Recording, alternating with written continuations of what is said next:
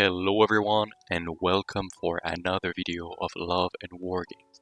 In this video, we will have a look at the latest version of the Crown OrBat, which is the 3.03. Unlike what we have seen, especially for the Alliance, the 3.03 OrBats do not have that many changes, not that impactful changes. There are a couple new units here, a couple new name variants there, some updates on some weapons, but most of the OrBats stayed the same. There have been some updates on generic rules, especially the unexpected arrival. If you want to have a look, we made a live dedicated to this where we talk about these new rules.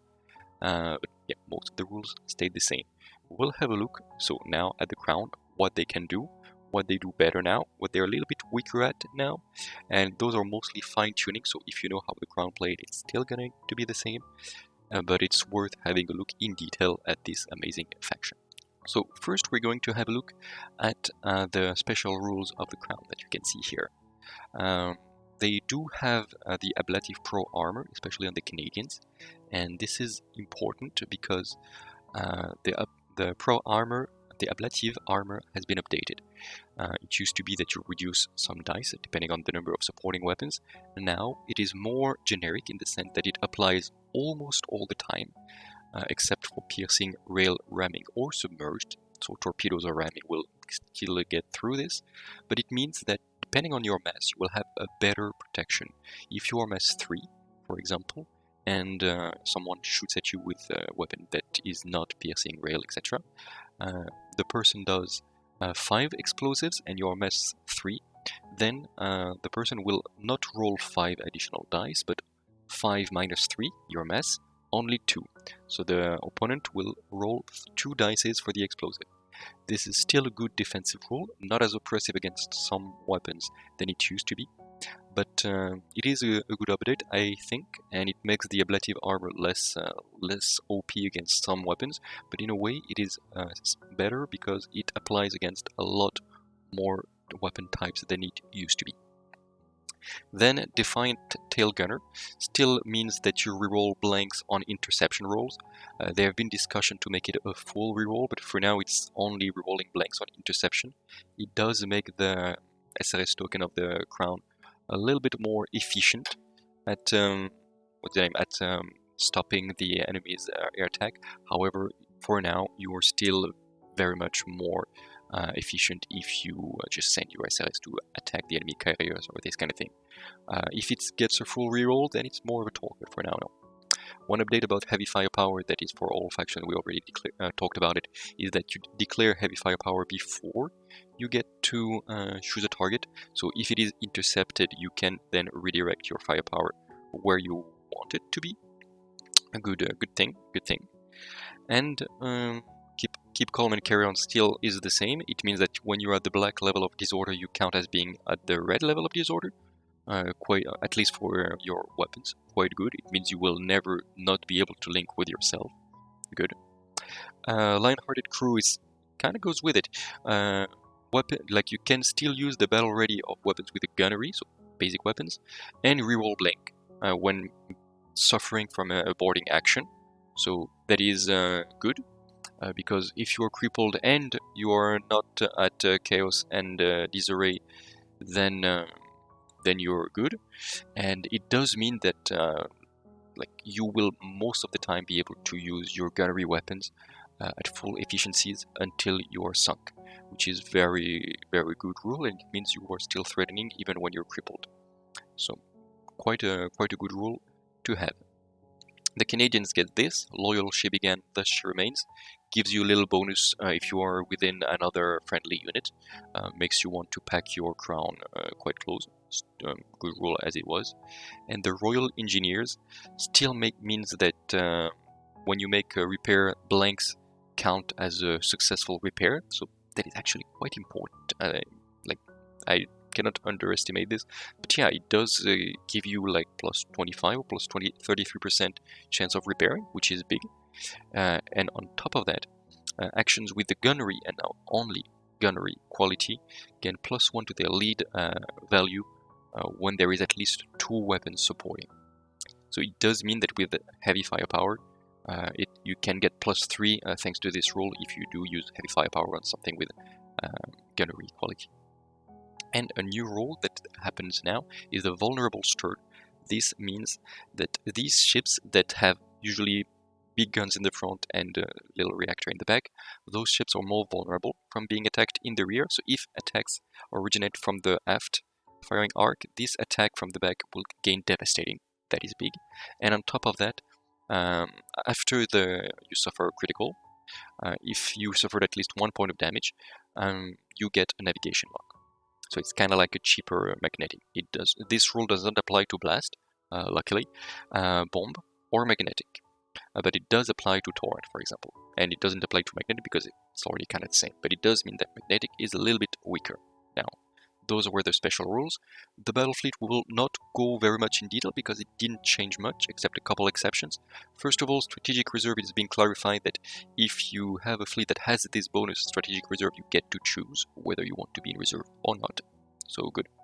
Always good to have the choice. Not many changes, so we'll just pass quickly on this. If we can make it faster, might be good. One thing that is important is that update to the Canadian frontline battle fleet. Now it just says that your flagship needs to have the Canadian trait, which is important because, as we will see, some ships can get the Canadian trait, some flagships, just by taking a named variant. And there has been an update that for submerged unit you can have 2, and you can include multiple Orca class, which is good because for now there is only one type of Canadian submarine, so it would be annoying if you didn't have this little specification.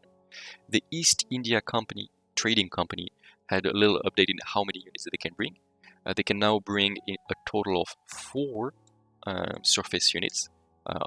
They are British and they become East India, and you can bring now up to 2 aerial units. So that is quite good. And especially since we should have relatively soon-ish the Indiaman Adventure, so it means we will be able to try this battle fleet soon. Now, something that is very, very interesting for the Crown and might shake up their gameplay quite a bit is a new equipment they have, which is the Majestic Gun Battery. What does this do? It is a very good long-range heavy gun battery, better than the classic one. And if you attack at long range or further, so extreme for example, you gain the extreme range quality. Why is this important? That it only triggers like this? Because it means that at closing and point blank, you can link Majestic and classic heavy gun batteries. But it means that long range you cannot, but you have a good Majestic. And at extreme range, anyway, you only have the Majestic that have the range to shoot this far. We'll have a look at this new weapon in details right after, but one thing that is extremely important, Guardian generators, which are very important if you're a Crown player, are unaffected by the generator offline critical marker. That is big. That is very big. It used to be that, especially if you were playing second as a Crown player, you had a big disadvantage. Now it is much less the case, because you will not suffer from generator offline and then not being able to generate these precious Guardian points. For example, if you played second and the enemy could shoot you with a voltaic weapon on Camelot, for example, the one with a lot of shields, that could be really, really bad for you. Now you're much safer with that. Magnetic generator is also a generic change. I will not go too much in detail because we talked about it a lot in the live, but basically it is much, much, much better against SRS and aerial attacks now. It does mean that you still count heavy hits from SRS as single hits, very good. Now it does the same with aerial attacks, so all the rockets and stuff, very good. It also gives you a cheap, like let's call it cheap flag barrage, where you point at a unit, friendly or enemy, within 10 inches. And then you get a flag barrage depending on how many SRS tokens are on this unit.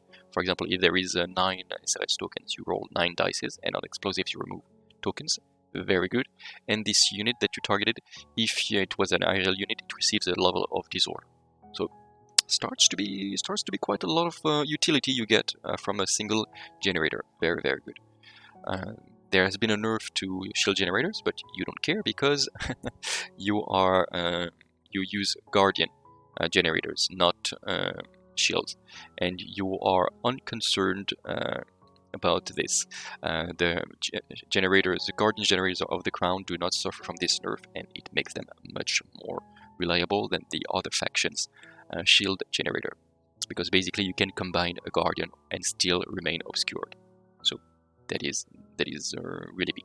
About these new weapons that we get, we can see the Cymbeline missile silo, which is on one of the new cruise missile submarines that the Crown gets. We'll have a look at it later, but damn, that is a cool concept.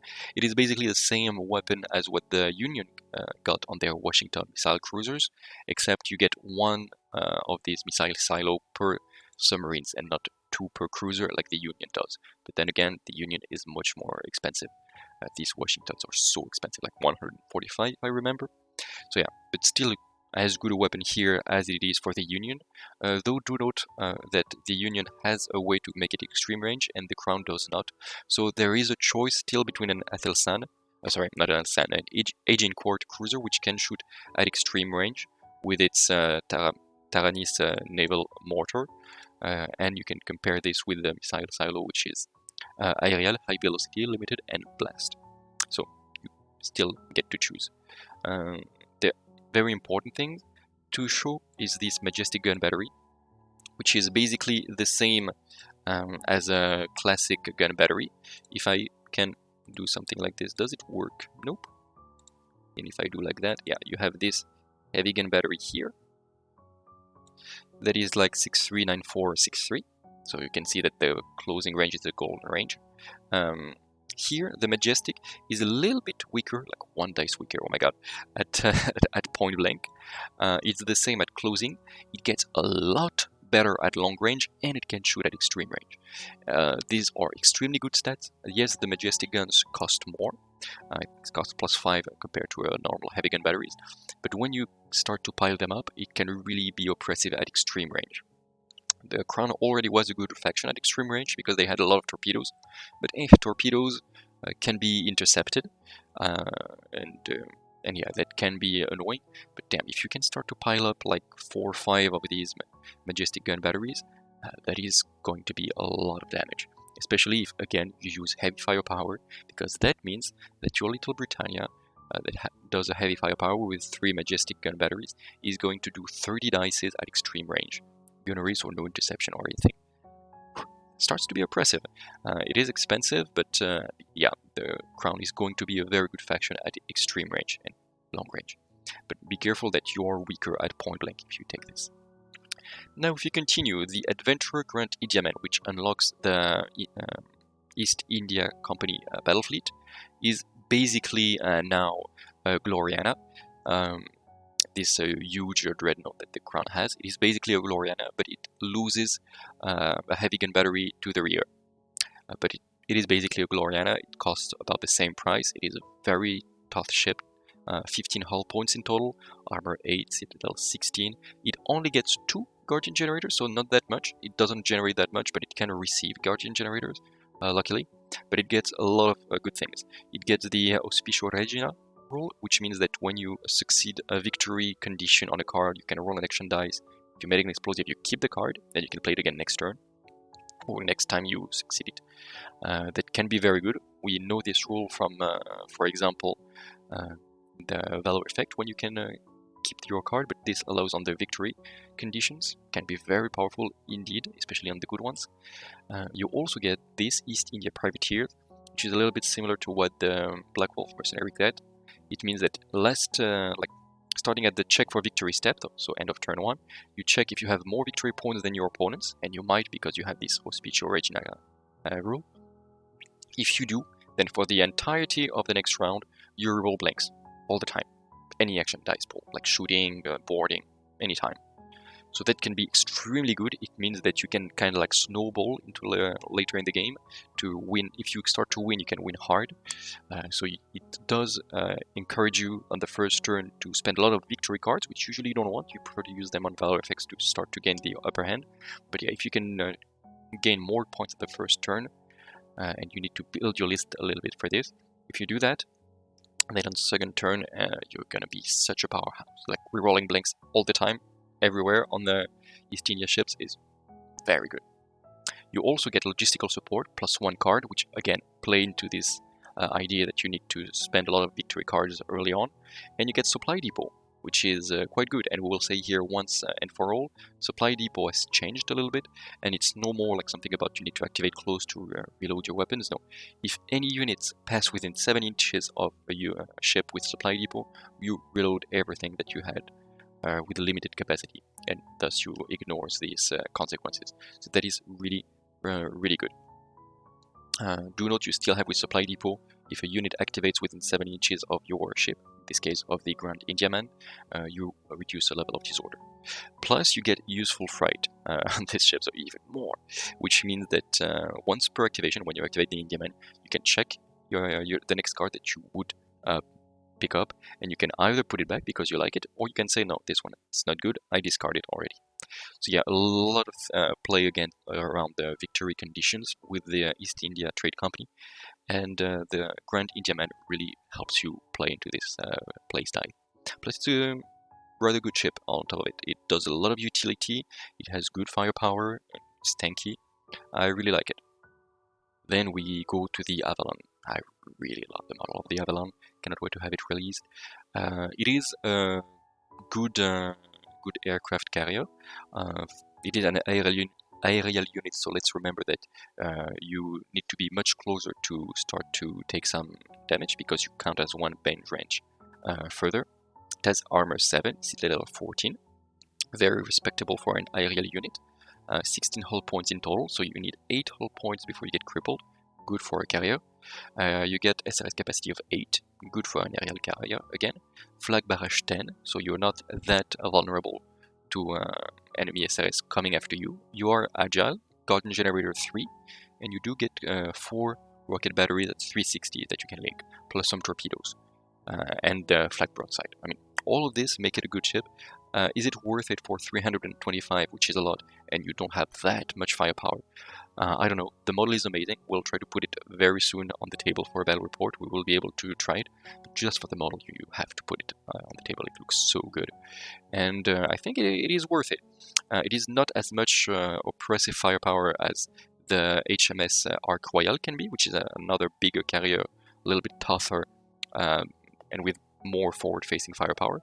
But this one is probably more resilient because it's a little bit further in the back and you will play it more conservatively, and it has a rocket battery so you can play it a little bit from further away. And yeah, just a very good carrier.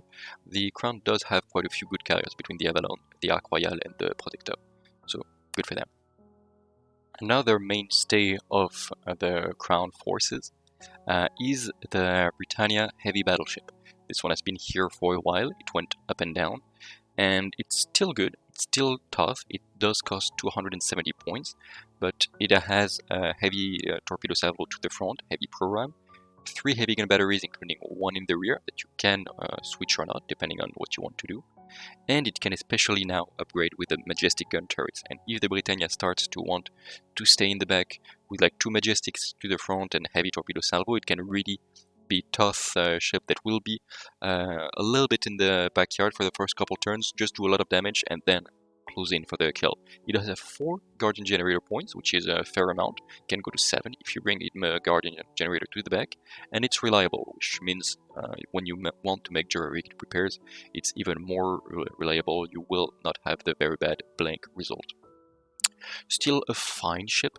It is good for its point cost, I would say, especially when you compare it to larger ships like the Gloriana. But it is especially good now with its named variants, which are both of them very, very good. If we continue to have a look a little bit further down, we have the Camelot High Guardian, which is very, very expensive at 360, but boy does it do a lot. It is on the hull of the Gloriana, so it's a huge ship.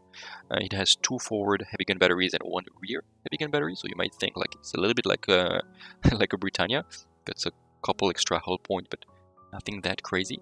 What it does get is 8 Guardian Generator points, which is huge, inspirational, which is not huge, and it gets a special Valor effect, which is allows you to double the contribution of Guardian Pool during your activation, which means that if you do succeed this Camelot will generate you 16 points, Guardian points, which is huge. It's basically the best shield ship of the crown of the game. And yeah, you might want to pay him the upgrade of the couple majestic gun batteries because you want him to stay in the rear and to survive as much as possible, even if it does cost 360. It can survive some rolling in the center, but it does want to stay alive for a while and generate turn after turn after turn these Guardian generator points. Especially later in the game, if it can survive until turn 3 or 4, generating 8 or 16 dice can be huge. The less ships there are on the table, the more these Guardian generator points are impactful. And when your enemy starts to have less ships and only has a couple volleys that are impactful, if you can nullify these volleys with the Guardian generators, it can be huge, it can be game changing. So yeah, don't play him offensively, play it a little bit in the back. It is a British ship, so you can attach it, for example, in an Albion, if you want to help with some torpedoes or to boost the heavy gun batteries. It does have heavy firepower, so if you buy an Albion with a majestic gun to the front and a Guardian generator to the rear, let's say, and then you put 2 forward heavy gun batteries to the front of the majestic, then it can be quite impactful, because the role of Guardian Surge, as it says, as a valor effect, this unit may double its contribution to the Guardian points pool. What I would think, maybe it's a little bit warning, is that if you activate it first as a special operation, then the Camelot and the Albion count as one unit if you activate them first, and it would allow you to double not only the Camelot but also the Albion. And if you do everything right, it would mean that the Albion gives you 3 Guardian points plus 8 for the Camelot, so that would be 11, and then you double it for 22 Guardian points generated per turn, which would be absolutely insane. But then it requires you to activate the Camelot first, and need to specify if it does count like as the one unit that can double then, because attached unit only count as a single unit for their activation. That could be very big and a very good combo. It would be a lot of points, but still absolutely worth it if it does work like that. Then we have the Gloriana, which is oh damn, like like look at this beauty. So it's the same base as the Camelot and the Indiaman that we talked about already, but yeah, it's just a Britannia, but so much bigger and cooler. The Gloriana is basically a fancy and expensive Britannia. It does cost a lot more. We need to think, like, is it worth it in terms of point, yes or no? In the worst case, I think if there is going to be some adjustment, it might go down in points, but rule-wise it is quite good. It is basically a Britannia, all the same rules, Guardian Generator 4. It does get Inspirational, which is still extremely underwhelming. It does have 2 heavy gun batteries to the front and 2 to the rear, so if you start to make a broadside, it starts to be a lot, and it can link 2 small gun batteries no matter where it's looking, like front, port side, starboard, anywhere. You will have these little gun batteries here, being able to add 2 of them to your dice pool no matter where you look at. It does mean that the Gloriana kind of is good at every angle, but it means it wants to be in the center of the enemy fleet. So it can do broadside on the right with some small gun batteries, also shooting, and same on the left, and then it has a lot of heavy gun batteries to shoot left and right. So it might be a good idea actually to put it in strategic reserve. It is not weak at armor 8, citadel 16, and 10 hull before it gets crippled. But if you want to use the Gloriana, it's 350 points, which means that it starts to be a little bit fragile for its point cost. And yeah, it might not be a bad idea to put this Gloriana in strategic reserve so it can really arrive on the flank of the enemy, have enemies front, left, and right, and maximize its huge firepower, which goes in every direction. If you can have enemies in the front, on the left, and on the right, you will be able to maximize your firepower, and that's going to be really good for you. So either you put it in the middle of your deployment, then it will attract a lot of fire, or you put it in strategic reserve, and you come from the flank right in the middle of the enemy fleet on turn 2. Both of them seems good. There is also the idea that you can replace the 4 heavy gun batteries with majestic gun batteries, And then if you show your side to the enemy, that's going to be a lot of extreme range firepower. But if you do that, you have a ship that costs 370 points. If you show your side to the enemy, you're not using your heavy torpedo salvos either. And yes, it's going to be very powerful attack, even more if you do a heavy firepower. But 370 points to do this, is it worth it for an attack that can do at the maximum best way, heavy firepower, everything, 35 dices at extreme range, which is no joke. You will probably make a double catastrophic explosion on most ship, but 370 points for just this? Is it worth it? I'm not sure. I think you really want the Gloriana to be in the middle. Don't try to save it. It will sink by turn 3, but if it can do a lot of firepower everywhere and absorb a lot of the enemy's firepower, then it will pay for itself. Then we have a favorite of mine, the Protecteur Submersible Carrier, which is a Canadian ship, and this one is good.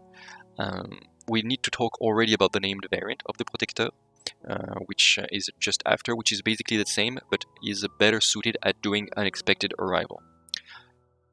Basically, the Protecteur is a submarine that is also an aircraft carrier. First of all, you cannot be cooler than that in the game, period. And second of all, it has 2 heavy torpedo salvos to the front and 1 heavy torpedo salvo to the rear, which is not that useful if you don't use unexpected arrival. That is true. It does get Guardian Generator 2, which is always good to take. Mine Layer, also good. And it does get unexpected arrival.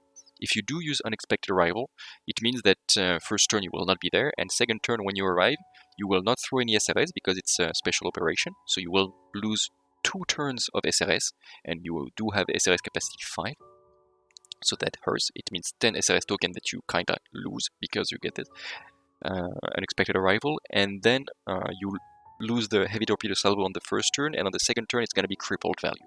So it's a big eh. However, how you can play absolutely the Protecteur is in your backfield. You put a couple of Orca submarines in escort to be like to improve the torpedo firepower. There is going to be a lot of torpedoes, and the first 2 turns you will have a lot of SRS tokens as well. You will be a little bit more vulnerable, even though you have SDV 6 and 6 hull points before you degrade, which is good for a carrier. Armor 7, good, fine. Citadel 13, not great, but can survive. And yeah, if you stay at extreme range, I would recommend keeping the basic Protecteur carrier, which again is a good ship. 240 points for a twin heavy torpedo salvo being submerged, so you have some defense. You have a Guardian Generator, so you can nullify some attacks. If you really see a big, very big attack, you can use your Guardian Generator points on the Protecteur. And plus you have SRS. Like 5 SRS plus twin heavy torpedo salvos is good in my book, and it might make you want to use the Protecteur not as unexpected arrival, but as a carrier in the back, staying at extreme range all game long. And basically, if you want to use unexpected arrival, there is a named variant that does it much better, and we'll talk about it in a minute. Then we arrive to the twin command cruisers, one for the British, the Sabre command cruiser, and one for the Canadian, the Toronto control cruisers. Both of them at 300 points. They have very similar stat lines, as you can see, same number of hull points, a little difference in terms of fray and everything. The big difference that you will see, also something in common, is that they each have Guardian Generators. Normal. They each have Fortunes of War, which is big. I mean, they are a little bit expensive at 150 points per cruiser, but damn, Fortunes of War, if you don't have other sources of it in your army, that's a very good way to have it. Instead of buying normal cruisers, buy some Toronto or some Sabre, and they're gonna do normal cruiser stuff and also give you Fortunes of War, which is huge. The Toronto can have some extra weapons. I highly disrecommend buying them. Better without. If you did build your ships like this, it's fine. Take some gun battery, but if you can, don't buy the Toronto with extra guns. But if you buy the default loadout, you have twin heavy rocket batteries to the front, ablative pro armor to the front, vulnerable stand to the rear, so but you have these rocket batteries to the front, some torpedo salvos, and you have entire air specialist, which boosts you even further to shoot at aerial units. You can even be at point blank to aerial units and still count them as where they are, which is, with rockets, you might say it's a little bit of a nerve, because at point blank you would like to be in closing, fair enough, but the second part of the rule is where it's important. You gain homing with rockets against aerial units, and that can be a big boost because like that's going to be a lot of rockets going the enemy's way. Finally, you have another version is the Saber, which is a little bit less interesting in terms of rules because it doesn't have an entire specialist. It has not vulnerable stern, it has little gun to the front and to the rear, but it has integrated this extra gun battery to the front. So you don't have to pay plus 30 for the whole unit for this. So it's like, which one do you want? It depends of your list construction. Do you want Canadians or British? And depends of what you want to do with your ships. Toronto or better, like sitting back and shooting at aerial units. The Saber might feel more comfortable at closing range, brawling with the enemy, or even better, just buy them majestic gun batteries, stay at extreme range. It is going to be plus 20 points, but they're expensive already. And this way you keep your source of fortunes of war in your deployment zone, and shooting at extreme range might be the best way to do this. Let's continue and we go to another very interesting carrier, the Victory. Okay, to be fair, the Victory itself is not that interesting. It has armor 8, which is okay. Citadel 15, which could be a little bit higher, and there are ways to make it higher. Yeah, 7 hull points before it gets crippled, seems fine. SRS capacity of 10, this is a big one. 10 SRS capacity, it's really good for 300 points. The main issue I have with them is that it has 2 rocket batteries to the front and 1 rocket batteries to the rear. So you can never link all your 3 weapons together with heavy firepower, and heavy rockets are not as good as heavy gun batteries because they can be intercepted by the enemy's ADV every time you will try to shoot. So the Victory is good if you want to play it. It's fine. It plays very much more defensively than the named variant that we will see in a while, which might be straight superior. It costs a lot more, so if you want 10 SRS on the cheap, take a Victory, stay way in the back or even hide behind islands. It's good to play it like this. But it might be more interesting to take this version that we see right now, the HMS Arc Royal. It's a name ship, so you can only have 1 in the game, which is fine. But it has 3 heavy gun batteries to the front, which means no interception for the opponent, and you can do heavy firepower to just throw 30 dices on top of your 10 SRS capacity, which makes it a really good battleship because you can have basically the same firepower almost as Britannia, minus the torpedo salvo, but basically the same firepower forward facing, so you don't even have to show your flank, and just put a lot of damage on the opponent. I would highly recommend to find the 55 points extra, which is a lot, to upgrade from the Victory to the Arc Royal if you can do, because it's just so much better. And it has Citadel 16 instead of 15, which can be good, which can be big. And yeah, just a good ship, a good tough ship. 355 points, but it is tough. It might get crippled relatively soon, so you might want to use your garden generators point on it. But yeah, just stay at long range as much as you can. Send your SRS token, and any enemy that comes at closing will suffer like from your heavy firepower. One thing to see here is the new named version for the Britannia, and this one is just great. It does cost 295 points, so significantly more than the Britannia, almost 30 points more. But it does not get customization, so you cannot give him majestic gun batteries. By the way, you couldn't either on the Arc Royal to buy him majestic gun batteries because that would be OP as fuck. It would be too strong, for sure.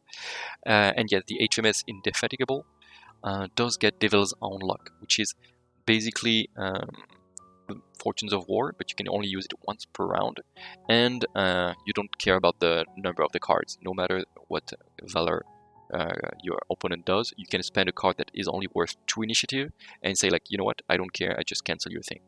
So that is a very good once per round cancel ability. And if you don't have any source of Fortunes of War, you can have just this Britannia, upgrade it into the Indefatigable, and have it once per round, cancelling the most important valor effect of your opponent. So, very good ship, and it also gets Giant Slayer, which makes it very good at brawling with larger targets. You can just put it at the center of the board and start shooting, for example, at enemies' battleships that are going to be mass 3, and you're gonna have quite a good firepower against them. But you buy the Indefatigable mostly for the Devil's Own Luck And then you have this absolute beast of a unit, the HMS Phaeton.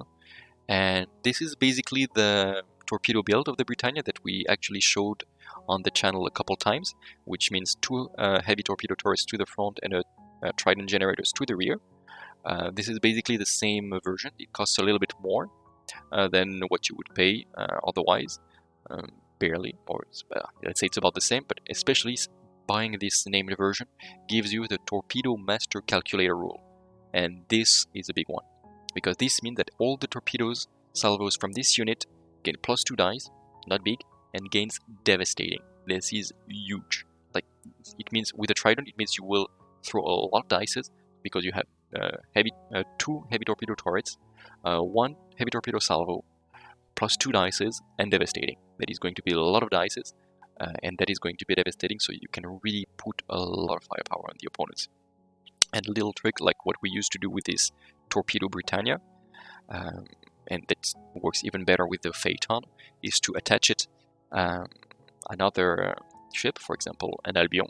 You can put it Guardian generators to the rear, for example, and of course heavy torpedo turret to the front. It also have by default a torpedo salvo itself, the Albion, and it can be attached, and that's just going to make such a good volley of torpedoes to the enemy. I think with this, if you roll fine, you might be able to reach something like, I don't know, 50 or 60 hits with torpedoes on average, which not on average, but by rolling fine. And this is, when you do 60 hits with torpedoes, you can be happy of yourself and just go to sleep happy that day, because that doesn't happen often. As far as I know, it's the only way to do that much hits with torpedoes in the entire game, which is fitting. The Crown is supposed to be the faction that is the best with torpedoes. Fine. Now we go to this named Protector Submersible Carrier, which is the HMCS Saskatchewan, which is basically just a basics protector, and the one thing that it has is unexpected airstrike, and you do pay a premium. You pay almost like about 30 points just for this role. So what is it? Is it good? Yes, it is. It basically is the same as unexpected arrival. The big difference is that on the turn that you arrive, so on the second turn, you get to deploy your aircrafts at full capacity. Not crippled, I asked, not crippled, at full capacity. And you get to shoot your torpedoes at also not at crippled value, but at battle ready value. That is huge. You do miss the first turn of firepower in SRS, which is sad, but you don't lose the second turn, and that is going to be huge, because you can go at a very good place in the rear of your opponent. Do note that for this role, however, from the start of run 2, you can automatically arrive from reserve, and do note that this does not have the updated unexpected arrival rule, so you don't arrive at the beginning of the turn, you arrive at the end of the turn, like the old one, which is good, because otherwise you would be a bit too close to the enemy at the beginning of the second turn, and this you can really still maximize your firepower, and it will arrive at the end-ish of the turn, so you will know which enemy is isolated, which one does not have flag barrage around, so you can really put your SRS where you need them, and then put some torpedo salvo to the front, and maybe even to the rear, depends on how you arrive. Yeah, I really love this ship. It really reminds me of the Atlantis from the old Supreme Commander game, when you can have this huge aircraft carrier that is a submarine, and just as soon as it goes out of the waves, it starts to send some aircrafts, and this is basically the same, and I absolutely love it. And I have to say that the Crown has the best carriers of the game, period.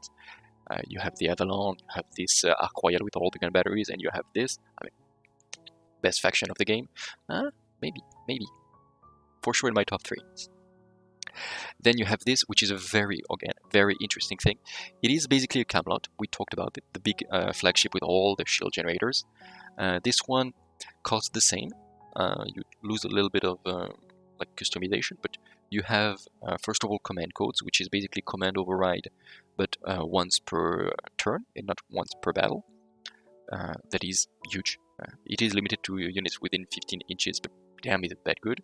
I think it might go up in points a little bit at some point, probably. I mean, you cannot buy the Majestic gun batteries, and that is good. Yeah, that is a very good deal compared to the British. You cannot attach it an Albion anymore, sad, so you cannot do the little combo that I said to maximize the Guardian generator points, but you can attach, for example, what is the name? You can attach Halifax shield carrier, which would put then the Tylock to 9, and then you have the Halifax as well, depending how you kit him, but which is still going to contribute, and yeah, you can maximize through the Halifax and not the Albion the power of Guardian generator points of this HMCS Tylock Galt. I'm not sure if it's pronounced this way, but let's pretend. So yeah, also again, a very, very good ship. I wish we had a named version of the Gloriana, because the Gloriana is a bit underwhelming and could use with a named version. Maybe more expensive, but that does something special. For example, Fortunes of War. That would be really good. And then we have the Lord's Hood, which is a named version of the Saber class command ships. You don't have 2 ships, but 3 ships in this one. So you're like, oh my god, but what do I get? It is the same points per ship, still 150, except this time you have 3 and not 2. You also have Fortunes of War, still the same. Everything we said about the Saber, except you have a third one, which is good. And you get logistical support, so plus 1 card in your hand. If you don't have a source of logistical support, this could be like all the support you need. Fortunes of War and logistical support are 2 of the most important support abilities of the game, and having them both on this package of 3 cruisers, which are still very good cruisers. Like, I mean, they are basically Lancelot's cruisers at this point. And yeah, if you wanted to take 3 Lancelots, maybe think to yourself, like, shouldn't I take the Lord's Hood to get Fortunes of War and logistical support? And the answer is, if you didn't have these rules already yet, then yes, you absolutely should. And that's going to be it for the flagships. We see Mycroft Holmes here, which is the older brother of Sherlock. It appears that he is an important character for the Crown, and probably he is, and maybe we will learn more about him soon. Who knows? We then start to have a look at the surface units of the Crown.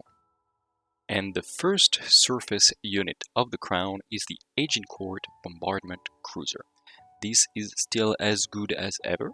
One thing that I will point out, it was the case already, but I didn't notice, is that unlike many of the bombardment cruisers, you can only have 2 Agincourts in a unit, not 3. That nerfs the capacity to really make one big splashed attack. The interesting thing about the Agincourt is not the fact that you can take a gunnery by plus 10 per model. Don't do that, even though they are fine now, so still not interesting.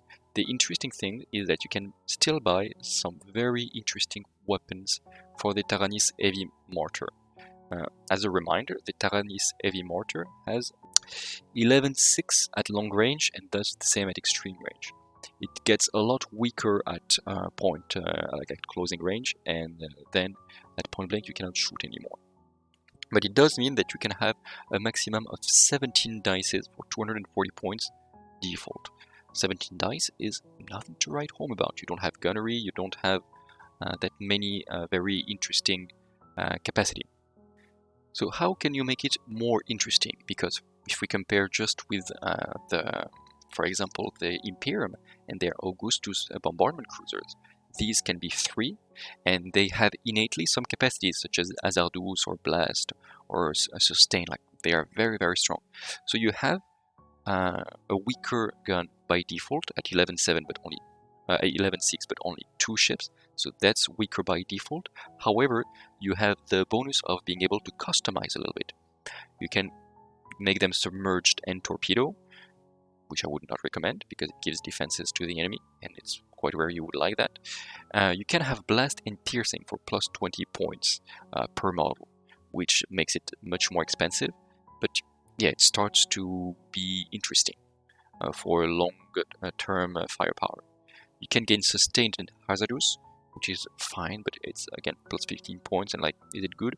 I'm not sure you would pay. But the really interesting thing is devastating. So it does make the Agincourt as expensive as Washington missile cruisers for the unit, which is still probably some of the best that exists. Then you have ships that have little torpedo salvo, yeah, whatever. But then you have 17 dices that you throw at extreme range with devastating. And this can for sure guarantee critical damage on many ships, and sometimes double citadel on some other ships, especially if you can trigger spotter to either remove obscured or to reroll blanks. And then yeah, it really starts to be a lot of firepower. I'm not sure I'm that much of a fan of the agent court anymore. Like, it starts to be a lot of points for not that many dice and capacities, especially when I compare it to other bombardment cruisers in other factions, and even more when I compare it to the majestic gun batteries that you can get. So a little bit sad for the agent court. It's not that point effective anymore. It is still only 120 points for extreme range, but yeah, I'm not sure. You pay a lot for the flexibility of choosing your ammunition. And you can take as many ammunition as you desire, so you can be devastating and blast and piercing, which is then insane. But if you do this, you have a ship that costs 165 points with Citadel 11 and 8 hull points. So if you are confident you can protect them, then yes, it's insane. Devastating, blast, piercing, 17 dices. Wow. But then you will have a huge target on your head for the rest of the game until these Tyrannies are sunk.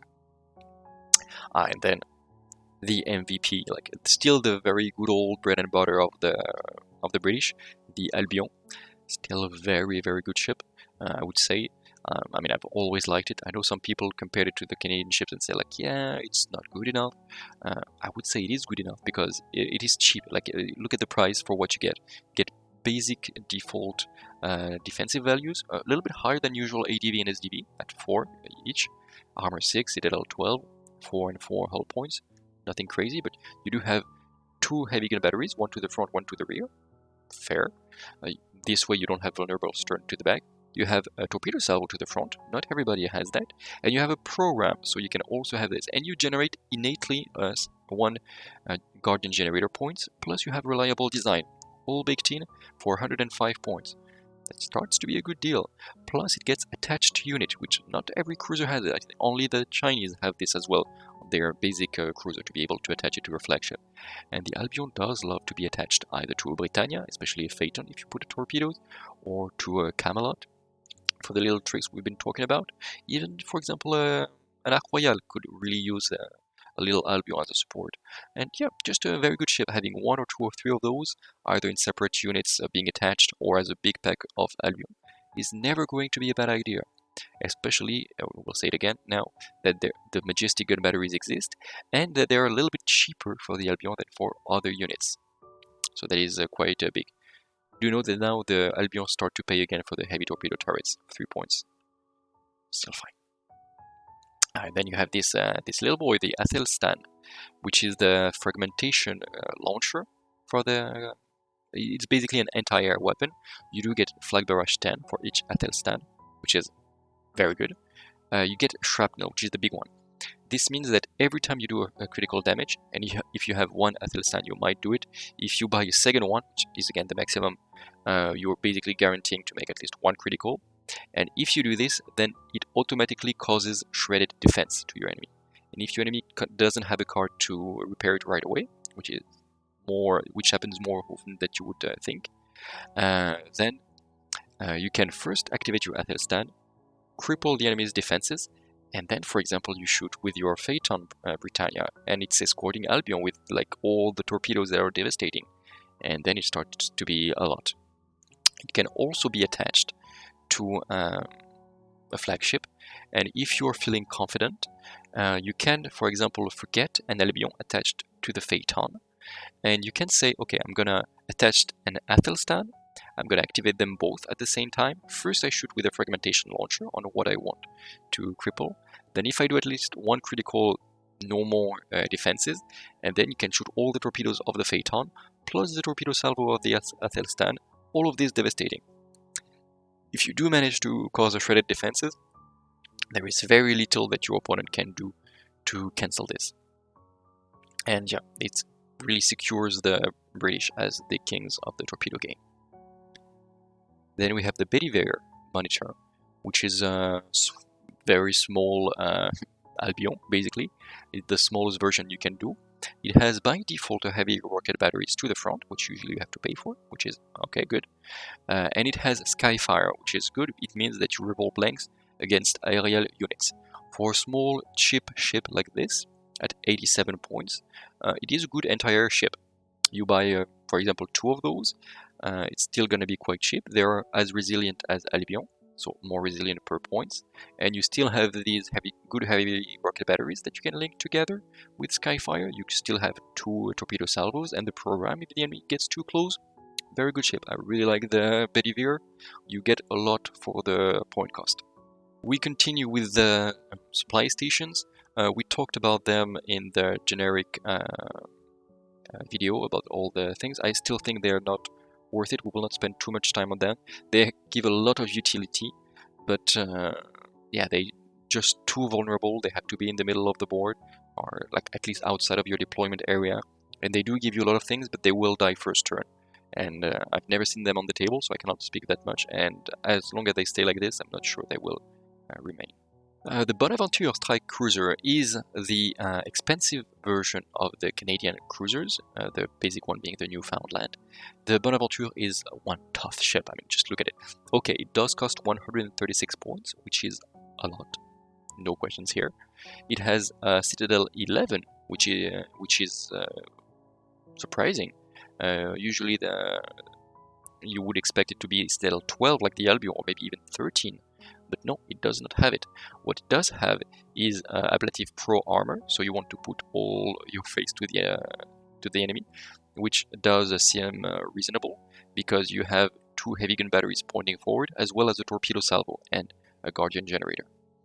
I'm not sure how much I like this ship. It does have a little bit more hull points, but it is expensive. If you want to take some Bonaventure, I would say just say they are Torontos, which give them plus 14 points, but then you have Torontos with heavy rocket batteries and some additional rolls, and especially Fortunes of War. So I would not recommend buying a single Bonaventure for now. Then the Caliburns. The little Caliburns, still cheap at 30 points per model. You need at least 2 for a squadron, and you can bring them to 6. They do have, they still have linear dash, so they're very fast and agile as always. They're not that fragile because they have 3 hull points compared to many ships of the same size which have 2 hull points. They have auxiliary mine layer, which means if you just buy 2 or 3 of those models, you do get a little mine. Good. Funky. And let's notice that the mines are now before submerged unit deployment, which means that it used to be before aerial, and now it's before submerged, which means it's much more useful than it used to be. And the big thing for the Caliburns is that they have focused gunnery, and now focused gunnery gives you plus 2 action dice, which is big when you have not many gun batteries to start with. If you have only 2 Caliburns, you will feel the boost of plus 2. Plus the gun batteries got a boost, they are now support better, so even more dices, and you reroll blanks. So that is big, and it makes the Caliburn frigates, which were before bad, like just bad compared to the Excaliburs. It makes them much more interesting, and now you will not be ridiculous if you bring 2 or 3 Caliburns, like at all. The Dublin War platform will skip it also. Again, I think they are I'm not sure what to do with these platforms. They are fragile, armor 5. They have some hull points, but they are not in your deployment zone. They are almost impossible to hide, and they will take all the enemy's firepower at turn 1 while the rest of your fleet is hidden, and they will sink fast. Talking about the Excalibur, we arrive at them. They are a little bit more resilient than the Caliburns at 12 Citadel, also 3 hull points, but they are 50% more expensive. They don't cost 30 points, but 45 points. And you lose focused gunnery.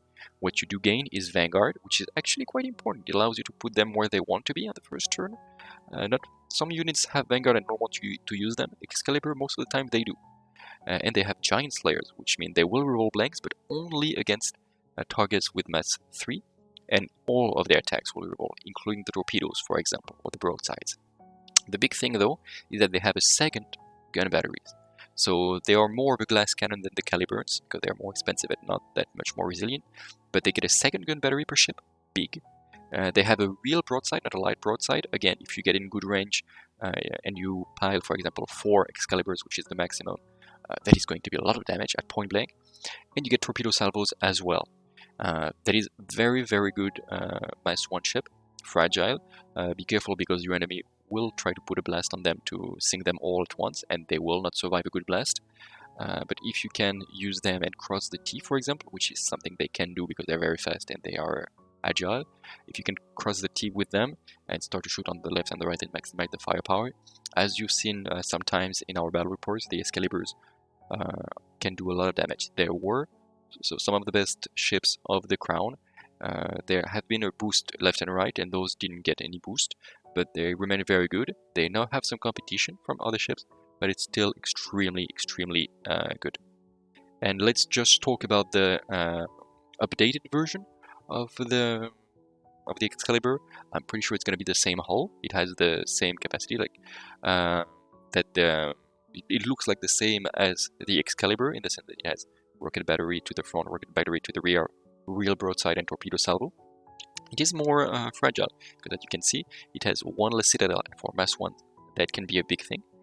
Especially when it has this rule, forward deployment, which means that it cannot be in your deployment zone. It has to be in the middle of the table, outside of your deployment zone, and more than 12 inches from the enemy's deployment zone.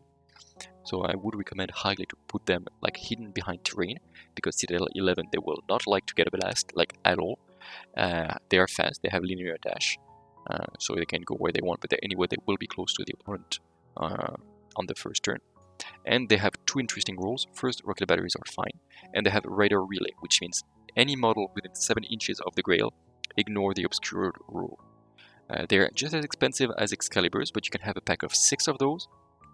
And I'm a little bit not sure, like they have rocket batteries, which is interesting, but it's the kind of weapon, the rocket batteries, you don't want to be at point blank. And this is the unit with which you can be at point blank very fast. So it's like how to play this, I'm not sure. I would have to see it on the table to understand. But at the same time, it wants to be very close to the enemy with forward deployment and linear dash and radar relay. But at the same time, its weapons, especially the rocket batteries, like, no, don't do that because at point blank, I'm not as good. So you can use them as a cheap activation. So you really need to maximize the first turn to use broadsides and torpedo salvos and use both of the rocket batteries on enemies maybe a little bit further away. And if you do that, then it's gonna be efficient. But 45 points for a sacrificed unit, I'm not sure it's that good. Or you could play it, conservatively, like outside of your deployment zone, but quite far from the enemy. But then you don't make the most of forward deployment, neither of radar relay. And you can use your rocket batteries, but you have better ships to do rocket barrage than the Grail. So maybe a little bit expensive for what it does right now. Or if it could be at Citadel 12, it could make it a little bit better. But for now, it's a unit that has not been released. It's brand new, so we will have to think of how they will be played later. The next entry on the list is the Halifax Shield Cruiser. We already talked about it a little bit when we talked about the named variant of the Camelot. Yeah, it is basically, if you do take this Canadian Camelot, then I would highly recommend taking this Halifax Shield Cruiser. First of all, it has a little Guardian generator itself, fine, and it also has this McCurdy Shield amplifier, which gives all the models within 7 inches +1 to their Guardian point value. And I think this does combine with the ability of the Camelot with the value effect to double its Guardian point generation. So this is not as good technically as an Albion with himself a shield generator, but in exchange you have a much more powerful ship than an Albion because it has 2 heavy gun batteries pointing forward with a torpedo salvo as well still, and still a very, very solid entry. So if you take the British Camelot, take an Albion attached, highly recommended, and if you take the Canadian Camelot, take this Halifax as an attached unit. Regardless of this, it is still a very good attached unit anyhow. You can especially attach it to the Toronto command cruisers, like control cruisers, which would also give a big boost to both of the Torontos and any ship around. Still very, very good. And finally, it also could be good attached to a protector, especially if the protector is in the back and you don't want to attach some orcas to it. It's still a good way, even though if you do that, then I would maybe recommend to replace both heavy gun batteries with torpedo turrets, so it can link, so the Halifax can link with the twin heavy torpedo salvos of the protector. That is how I would play them. But still a very solid entry.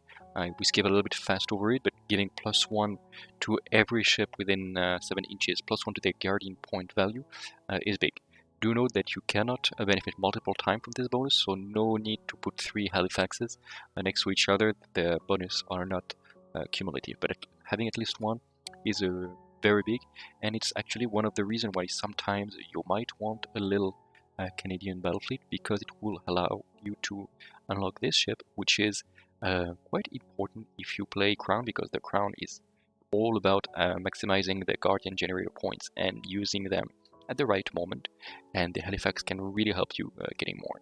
Then we go to the Hotspur. The Hotspur, like, support carriers are in a tough spot right now, because it only takes 3 hits for them to be crippled, and that can be just getting 12 hits gives you 2 points of damage and critical, and that can be enough. Like, you have quite a few chances if you get 12 hits to just be crippled, and that is huge because you pay 135 points for this, and if you're crippled, you're basically lost. And even if you don't get the cripple, just 18 hits, 3 times 6, will also cripple you sure. And that is quite a tough deal. The Hotspur, compared to other carriers, like support carriers, does have torpedo salvo, which is fine. It can stay at extreme range. It does have the Guardian generator, so you can save them if you really want to against some attacks. He does have full steam ahead, which, okay, it is in the fluff that they can do that, but I don't see any when you would like to do that. Like, it's not a unit you want to charge down the middle of the board. But the thing that is interesting is that you can attach it to a flagship, and especially if you attach it, for example, let's say to a Victory or to the Arc Royal, then you can boost it a little bit. You can combine, like, you can give it a little torpedo salvo, and you can set all your SRS token at the same time. This could be the obvious thing, even though it means that you don't link as good. The one combo with the Victory would be to link to attach Hotspur to the Victory with the heavy torpedo turrets to have this really, like, backfield firing power. Or what could be also very interesting is to link it with the Camelot, because the Camelot also wants to stay all the time in the back to provide shields. Not the best option, but not impossible either. But yeah, all in all, I'm not extremely fan of the Hotspur. The British and the Crown in general can have very good carriers in the sense that they do other things. I'm thinking of the Avalon, I'm thinking of the Arc Royal, or even the Protector, that are carriers that are flagships, and they degrade not as fast as other carriers, including other flagship class carriers. The Hotspur, by comparison, is just weak. It will get crippled fast, and you will lose a lot of SRS capacity very fast. So not a huge fan of it. Maybe one to attach to a flagship if you find a good combo, but other than that, don't take the Hotspurs. They have one special squadron that you can pay, which is relatively cheap. A single max-sized Hotspur, so 3 of those. You need to want that. Can get an upgrade. So you pay for this upgrade, and then all the tokens gain, like all the SRS gain sustained, which means that if you make a big SRS attack, for 20 points you can have sustained and weight of fire, so rerolling blanks, and then you have a very reliable way to do damage. This could be good, but it requires you to take 300, like almost 400 points, actually more than 400 points of Hotspurs, which again can be crippled extremely fast. I mean, if you get unlucky and you get, I don't know, 1 cryoblast from them, let's imagine, you can just have them all crippled all at once in 1 blast. 1 salvo of Augustus carriers from the Imperium. Like, there are really many ways you could just be crippled extremely fast without many ways to defend. But if you do, you can pay this number 1 squadron, which gives you very reliable ways of dropping SRS tokens on your enemy. However, as we said, the SRS tokens of the Crown are more famous for being able to defend better. This goes the other way, because the number 1 squadron has no bonus to defense, so it kind of like pays for nothing, the upgrade of the Defiant Tail Gunner, and instead you get bonus offensive. yeah, it's the number one squadron doesn't go into the direction of what the crown wants to do. Sustained, it's good, but it's no like devastating or bigger changes like that. And yeah, unfortunately, no. If the Hotspur were better, I would say yes, maybe. If the number one squadron could be on a minimum-sized Hotspur to just give the rule to like a big pile of SRS that would be sent by the Victory, etc., I would say maybe. Or if you could have the number one squadron on other ships, I would say again, maybe. But in the like 3 Hotspurs to unlock this, too expensive. You can use one thing that I would say. If you play the East India Trade Company, we've seen that they have a lot of way to have a lot of cards, and it's very important for them to have the good victory cards, especially in the first turn, to unlock their big and very impactful upgrade for the second turn and after that. For them, you have this SLS Recon Flight, which allows you, you can do it 4 times with this aircraft carrier, for example. You can use the SLS capacity to discard a Victory and Valor card and take another one from the top of the deck. You can do it as much as you want. And this can be very important, even if you don't have any carrier on the side. If you play East India, it could be interesting to have this Hotspur just to use this SRS Recon Flight and make sure that you have the cards that you need to score some victory points in the first turn, to have more than your opponent, and thus to unlock your big bonus of all the time rolling blanks for the second turn. So for the East India Company, why not? We continue now with the Lancelot, which is the heavy version of the Albion. I quite like the Lancelot. It is expensive at 132. It does get Hammer Sweep, which triggers good with the Pro Ram. You can really start to make a big ramming attack, especially since you have even more hull than the Albion. It has Citadel 13, which is good, which is very good. Take a look, Bonaventure Canadian Cruiser. This is what you should have had. It has a Guardian Generator, yes, reliable design still, and it's just a good ship. It does have heavy broadside, which in my opinion should be a default on all the heavy cruisers when they start to cost more than 130 points. And yeah, it's just a good, tough, reliable ship. It doesn't have attached unit, which is fair. The gun batteries in the front is easy to use, and we've seen that the gun batteries have had an upgrade, let's say. They are support better, which is what this one is going to do. So bonus for the Lancelot. And for the price, like 5 hull points before you get crippled, Citadel 13, 5, like, it is a good ship. Is it as efficient per point as the Albion? Maybe a little bit less, who knows? But still, having 1 or 2 Lancelot either in the center, either next to your flagships to defend them, is always going to be a good decision. Very good ships. Let's remember they are the bases for the Sabre. The Sabre, which are significantly more expensive, almost 20 points more. So you need to measure that, but yeah, you need to think, do I want Lancelots, do I want Sabres? You can proxy one as the other, nobody will ever say anything.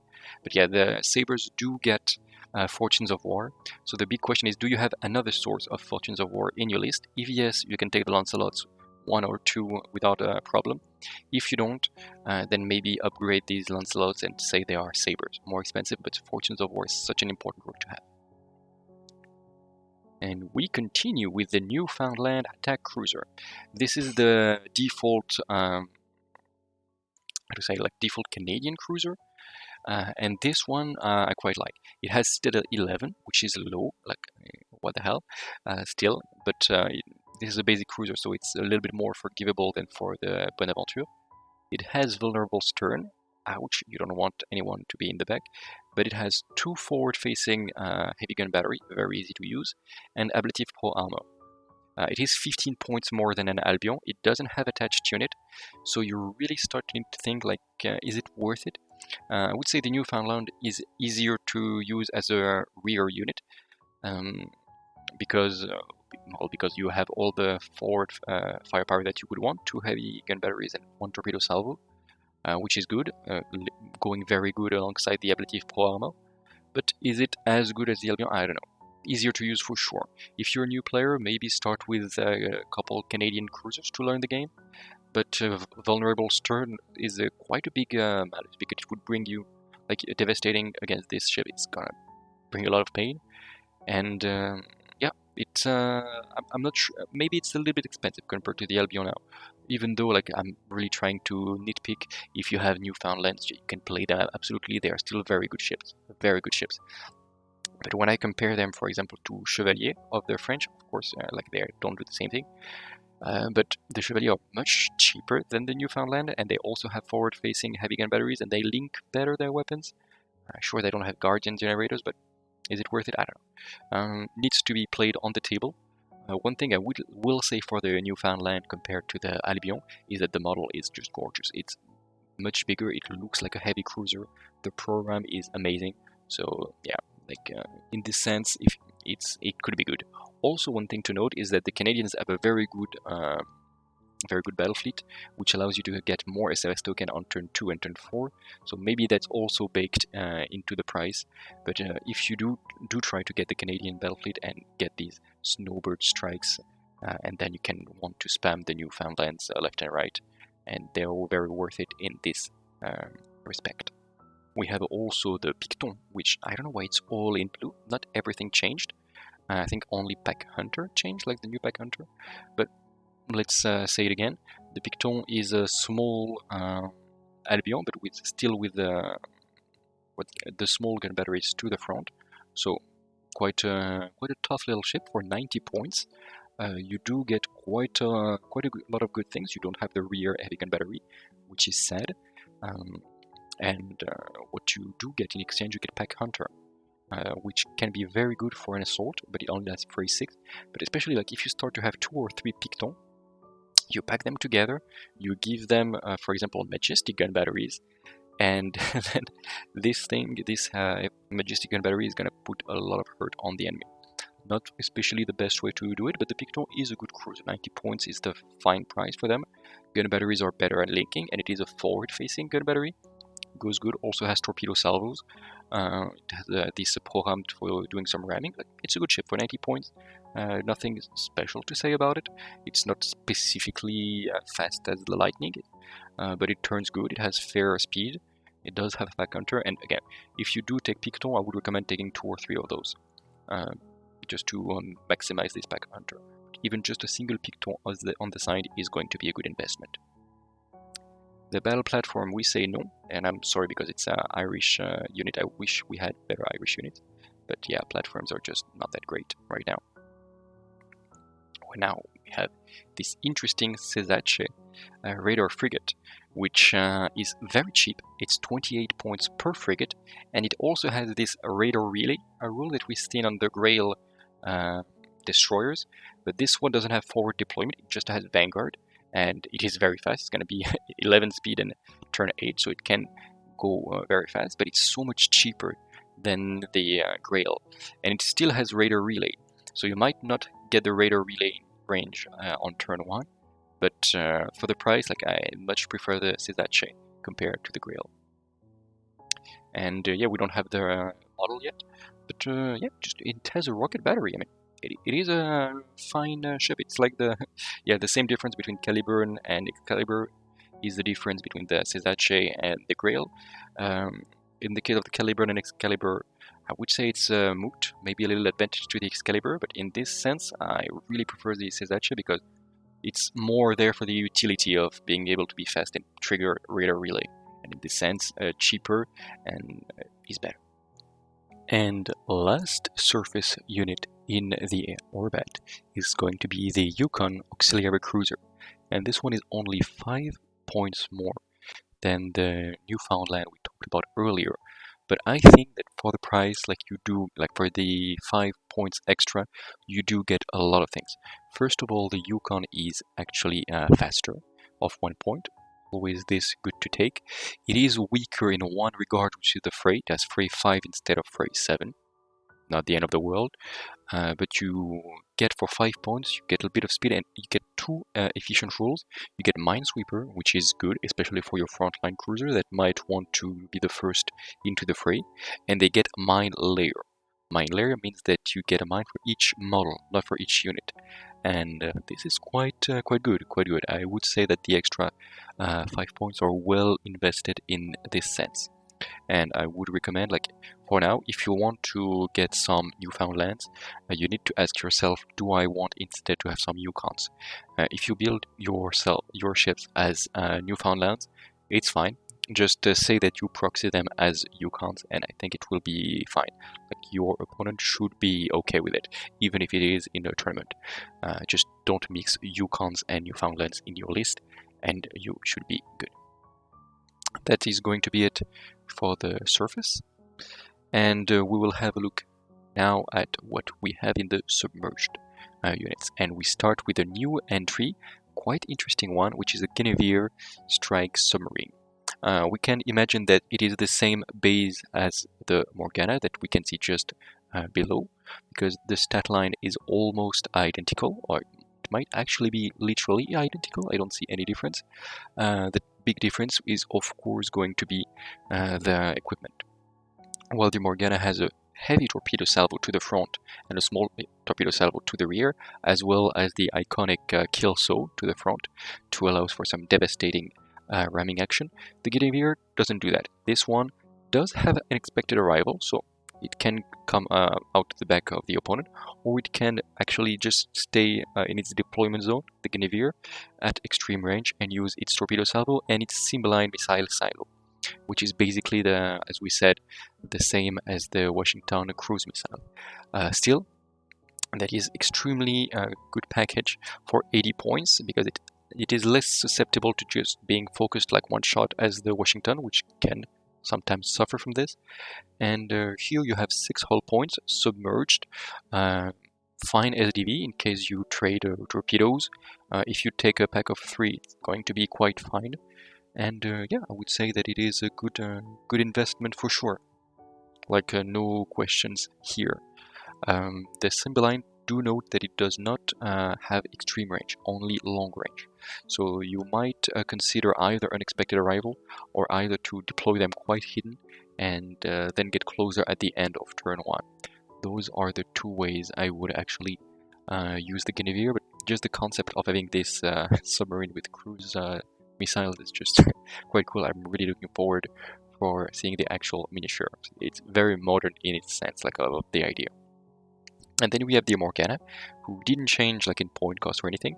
It just got a new role, which is Vanguard, which is actually good, actually very good for this unit that wants to go like all the way to the center to threaten ships with its kill saw.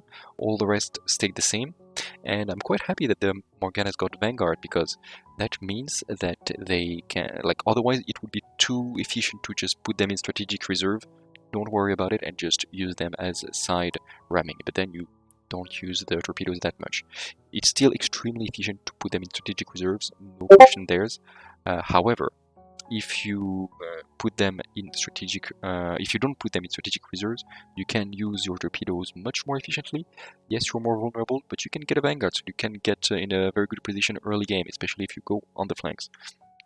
So very good units that only received a buff, and quite like it. I really do like it a lot. Morganas are being spread left and right across all the boxes that you can get. They are in like Beyond the Hunt for the Beyond the Stratinium Skies. They are in the starter set now. They are in the Avalon box. Like, you can really start to pile a lot of these Morganas, and I think a squadron of 3 in strategic reserve is always going to be good. And if you have the least building capacity, 3 Morganas in strategic reserve and a couple of those with Vanguard on the table is actually starting to be quite a lot of torpedoes, especially if you can get a Trident in range, a Trident generator. Then we have the Orcas. The Orcas are still the same. They are these little Canadian submarines, and they're efficient as ever. However, they got the new Pack Hunter, which means that you start to make a pack of 6 Orcas, you can really start to pile up the attacks or the fray, boarding actions, but I wouldn't recommend with the Orcas, even though I would play the Orcas not as a pack of 6, because then you really need to spread them out. They are not vulnerable to blast, and I'm not sure it's that good a point. Like, 33 points for a small torpedo salvo is fine. It's quite fine actually, but I prefer them as attached unit to a Canadian flagships, either to the Protector, which really goes extremely well with them. Either the Named Protector, so you can deep strike all this package, or the Unnamed Protector, so you can put it in your backfield. Both options are very good. I'm not sure if the Named Protector can take Orcas in Deep Strike. There is a little sentence missing. I suppose yes. In case it's not possible, then the question is not there. But either way, like Orca plus Basic Protector is always going to be a good deal. Also with Torontos, because the Torontos also have Torpedo Salvos that they can link with the Orcas. And even if you link them with the new named Camelot for the Canadian Camelot, then Orcas are very good as well. Then you might want to put the named Camelot way in the back and just have the Orcas as little escorts, even though the Canadian Camelot has better attached unit than the Orcas, specifically the Halifax that we already talked about. Then we have the Nautilus.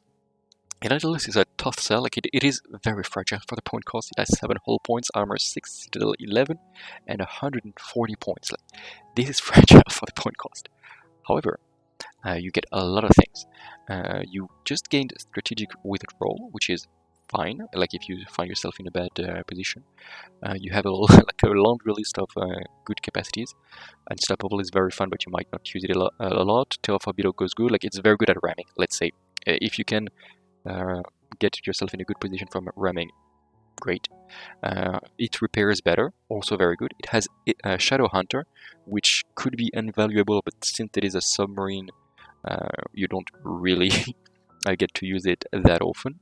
But who knows, when it gets, if you play against an enemy list with a lot of submarines, it might be very useful, but it's not as important on the Nautilus as on surface ships or even aerial ships. I don't think any aerial has Shadow Hunter, but in case it happens. It has Elite Crew, so it's not worried about going to melee. It has Frey 9, which is respectable, and Elite Crew, so it can defend better.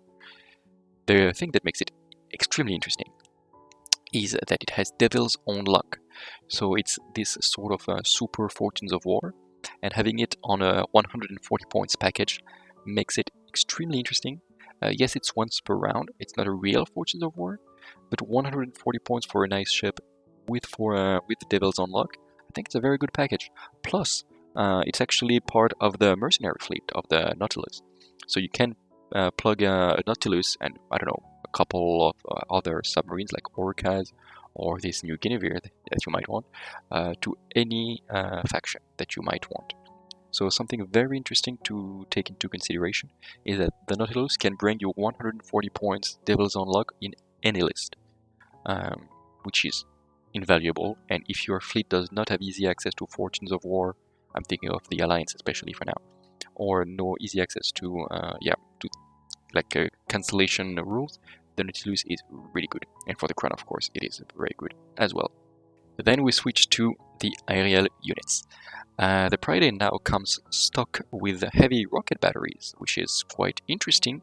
It has Cloud Hunting, which makes this very large cruiser, like an air cruiser, very good at hunting other aerial units, because the heavy rockets are very good even at long range, while the gun batteries don't like to be at long range. So that's really good. It has a torpedo salvo as well, which is fine, but it's hard to use both of the heavy rockets and the torpedo salvos at the same time.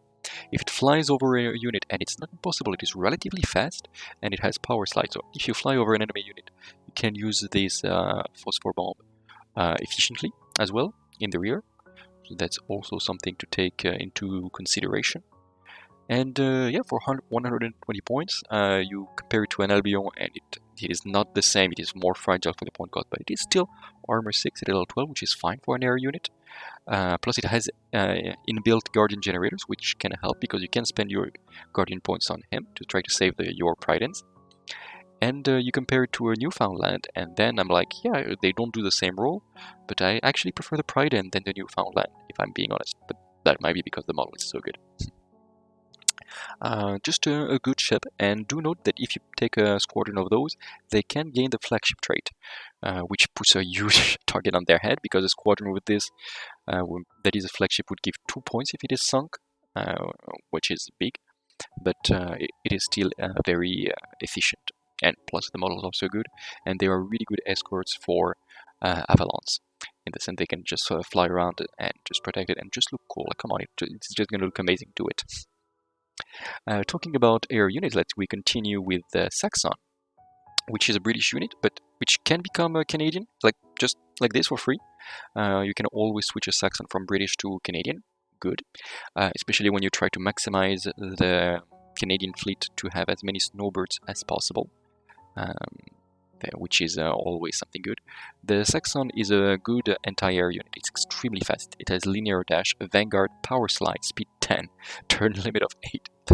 this thing can go anywhere it wants. And it is extremely good. It has a light torpedo salvo, which is fine, and it has Skyfire, so it's rocket battery, which can shoot 360, can reroll blanks against aerial units, which is very good. No questions there. Like, it is good, and I see it as wanting to just slide forward, go very fast, go in the rear, like behind the enemy's air units, and then just make circles around while shooting with their 360 rocket battery. While the opponent does not have the luxury of like turning as good as the Saxon and trying to go. The Saxon would like to go in this blank angle where the enemy does not have any firepower almost. It is expensive at 40 points per model for something that is armor 4, Citadel 10, and 3 hull points. Like, it's gonna die fast, like no questions there. But I would really play this like really on the flank, because if anything points, it's gonna die. However, if you can manage to bypass most of the enemy's fleet, just be in the rear, and you are agile enough to go in the rear, just out of range of the opponents, then it's gonna be really good. Because reminder, like light torpedo salvos and rocket batteries, you don't need to be at point blank at all for the enemy. Better to stay like around closing, so you count for the opponent as big at long range, and then you have a little bit more survivability. Don't expect the Saxon to live all game long, but they can be big nuisance. Like for 120 points, 3 Saxons are really going to be annoying. And then we finish with the Tintagel, which also has the rule that allows it to be Canadian for free, which is good. It has 2 torpedo salvos to the front and to the rear. To the rear, it may sound weird, but it has actually the speed and the capacity, like the agility to actually go behind the enemy lines, and that could actually be extremely efficient. If you do that, you could play it exactly the same as what we just said about the Saxon. Then it's going to work pretty good. You are going to get a unit that is 52 points for armor 5, Citadel 11. So 11 hits and your 52 points go down the drain, and that can go really fast. So be very careful with them. They have a Rocketeer flight, which allows them to make an assault at 6 inches, but they have 4, so hard to justify. Radar relay, which is this rule that we've seen before, where you want to be closer to the enemy. Still, I still believe that the Tintagel is a better radar relay than the Grail that we've seen before, in the sense that it is much more armed with torpedo salvos around, and it is aerial, while the Grail is not and might just suffer from every little weapon pointing at it. Yeah, I really like the Tintagel. I need to put them like side by side with the Grails and other ships with radar relays to see which one is good, because the Grail might be more points efficient. But the last thing that is in favor of the Tintagel is going to be that it is a landing vessel, mass 1, so it doesn't drop that many units. But if you put like 4 Tintagels in a squadron, it's going to be 4 tokens that you drop on an island, and that 4 tokens is nothing to sneeze at. It can be quite a lot, like for 200 points about. That can be like quite good. Need to see when we have the rules for the ground invasion. Might be in the second half of 2023. I guess, I hope that it's gonna be not longer than that. And then we will talk again about the Tintagel. But right now, I think it is priced fairly enough. It can do a lot of things. It is extremely fragile, so you need to be careful with that. But if you use it how it's supposed to be used, which means really conservatively and really try to go behind the enemies, so you're not threatened with them, and you really go where the enemy is weak. And then it can really pull its weight and be a big annoyance, like behind the enemy's angle of fire, because it's so fast. Like, it has torpedoes to the front, to the rear, 360 rocket batteries plus some broadside. Like, for the point cost, it can be such an annoyance. And that is going to be it for the Crown OrBat. We have little spoilers about the latest ships. We have these new ships that are based on the hull of the Gloriana. We have the Adventurer, which is like looks extremely impressive. Like, I mean, wow. The Avalanche, which is still to this day the best model, apparently, for the old Dystopian wars. That's my opinion, and the opinion of quite a few people. I mean, look at it. Like, nothing to add here, Your Honor. The Camelot, with all the shields, it only has shield capacity of 8, but we can see that it has already 8 shields on the side, plus it's supposed to have +2 because of this shield generator here. So if we were respecting the rule, it should be a Guardian Generator 10 and not 8. But hey, it's okay. It would be too much with all the combos we've talked already. It would be able to go to Guardian Generator points 26 if it did have this, and you combo it with an Albion. That would be insane. That would be strictly insane. We have the Gloriana, which is, as we said, like for now it is a little bit expensive for what it does, but it looks so good, and I think we need to put it on the table and see what it does, especially with Strategic Reserve, to see if it can pull its weight.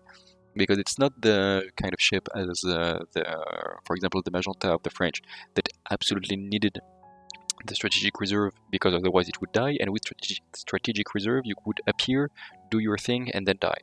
The Gloriana, sorry, I think will be very efficient. It will come from the reserve, start shooting, and it will not die right away from the counter-attack, which is good for 350 points.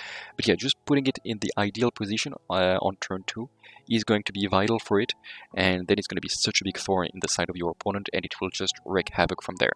But yeah, I think it is important to place it good from the beginning. The Arc Royal and the Victory, still very nice models. I do like them. They are big, chunky boys of resin, but I like them very much, especially the Arc Royal with all the forward gun batteries. And yeah, and the Protector are very cool as well. The Britannia. I mean, the Crown does have like such amazing ship, and look at those, like the Bonaventure and the Halifax, the Morganas, and we are gonna have the Gulliver. I might say, like, for sure the Crown is in my top 3 in terms of models in the entire game. Like, this is of course depends on your taste and stuff, but yeah, I would put them in the top 3, very close up there alongside the Alliance, and I will not say the third faction because otherwise the people from the other factions will say like, what, you don't like the Imperium ships, how dare you? No, I don't like the Imperium ships, except the Scandinavians.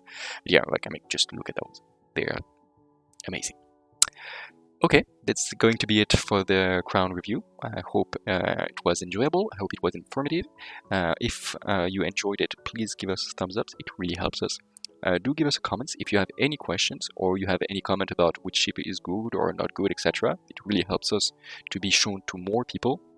The more you type comments, even if it's just to say like, yeah, well done, it helps to be shared on YouTube to other people that maybe don't know Dystopian Wars, and to increase the size of the community. So thanks to for doing this. If you're not subscribed yet, well, do subscribe, because we're gonna do quite a few more of those to describe all the new OrBats and see in detail what happened and what is happening on Dystopian Wars. Yeah, that is going to be it. Again, I hope you enjoyed. See you in the next video, and until then, remember to keep spreading the love all around you. Bye!